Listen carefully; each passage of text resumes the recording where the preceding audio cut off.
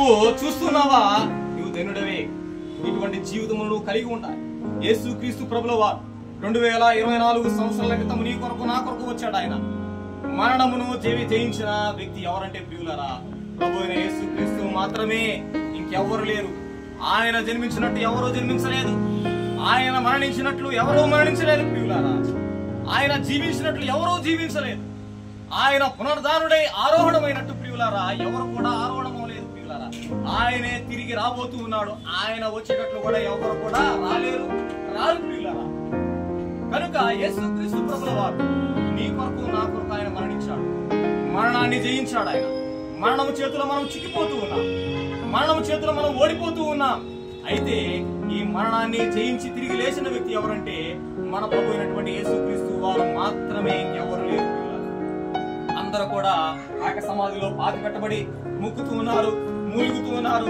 అదిగో మరి ఎంత మరి చెడిపోతున్నారు, పడిపోతున్నారు. కానీ మన ప్రభు అయినటువంటి యేసుక్రీస్తు వారు ఆయన మరణాన్ని గెలిచారు.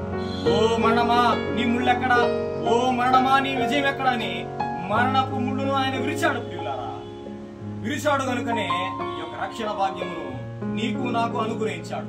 రక్షణ పొందుటకు నీవేమీ చేయాల్సిన అవసరం లేదు ప్రియులారా. ప్రభునందు విశ్వాసం ఉంచాలి. మనసులో విశ్వసించి నోటితో నువ్వు ఒప్పుకుంటే చాలు ప్రియులారా.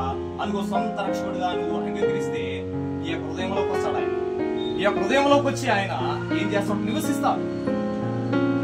నీకు పరలోక రాజ్యాన్ని ఆయన అనుగ్రహిస్తాడు. పరలోకమును ఉండే భాగ్యాన్ని నీకు ఇస్తాడు ప్రియులారా. అదిగో ఇంకా నువ్వు చెడు జీవితంలో అదిగో నీ ఇష్టాను ప్రకారంగా నువ్వు జీవిస్తున్నావు అని చెప్పి నువ్వు ఆలోచన చేసుకొని ఇదిగో ఇదే మిక్కిలి అనుకూలమైన సమయం, నేడే రక్షణ దినం ప్రియులారా.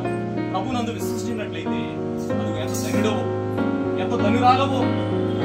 కాబట్టి ఈ మాటలు మరి ఈజీగా తీసుకోవద్దు. ఈ మాటలు ప్రియులారా నీ మనసులో భద్రపరుచుకొని వాక్యానుసారమైన జీవితం జీవించి ప్రభువునందు విశ్వసించి అదిగో పరలోక రాజ్యములో అదిగో ఉండాలని మరి ప్రభుపేట మనం చేస్తున్నాం. ఎందుకంటే ఒక్క ఆత్మ కూడా నశించిన నరకాగ్నికి పాత్రలు కావాలని ఆయన ఉద్దేశిస్తున్నారు. అంతటను అందరూ మారు మనసు పొందవాలని ఆయన చిత్తమై ఉంటున్నది ప్రియులారా. ఒక్క పాపి కూడా నరకాగ్నికి పోకూడదని ఆయన చిత్తమై ఉంటున్నది. కనుకనే ఆ యొక్క మరి రెండవ రాకడలో నీ కొరకు ఆయన నా కొరకు రాబోతున్నాడు. మధ్య ఆకాశానికి వచ్చినప్పుడు ఆ యొక్క కడవరి ఘోరం మ్రోగినప్పుడు ప్రియులారా, ఆయన మధ్య ఆకాశానికి వచ్చినప్పుడు నీవు నేను ఎత్తబడినట్లయితే, ఆయనతో పాటు ఉన్నట్లయితే ఎంత ధన్యులమో. కనుక ఈ నిరీక్షణ నీకు నాకు ఉండాలి. నిరీక్షణ లేని ఇతరుల వరి మీరు దుఃఖపడకుండా నిమిత్తము నిద్రించిన వాని గురించి మీకు తెలియకుండా మాకు ఇష్టం లేదని అపోజినటువంటి పౌలు చెప్తున్నాం మనం చూస్తాం.